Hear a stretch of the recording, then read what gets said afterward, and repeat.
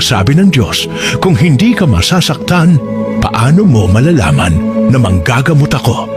Kung hindi ka malungkot, paano mo malalaman na kaibigan mo ako?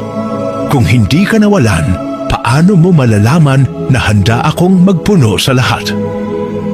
Sa tingin mo, kung ang iyong buhay ay ginawa kong perpekto, kilalanin mo pa ba ako?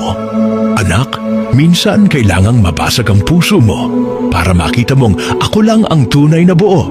Minsan, kailangan kang mawalan para maunawaan mong ako ang lahat sa iyo. At minsan, kailangan mo ring masaktan para maramdaman mong sa akin may kagalingan. Hindi dahil gusto kong magdusa ka, kundi dahil gusto kong lumalim ang tiwala mo sa akin. Ang hindi mo nauunawaan ngayon, balang araw magiging patotoo ng katapatan ko sa buhay mo. Ang mga pagtitiis sa kasalukuyan ay hindi maihahambing sa kaluwalhatiang ihahayag sa atin.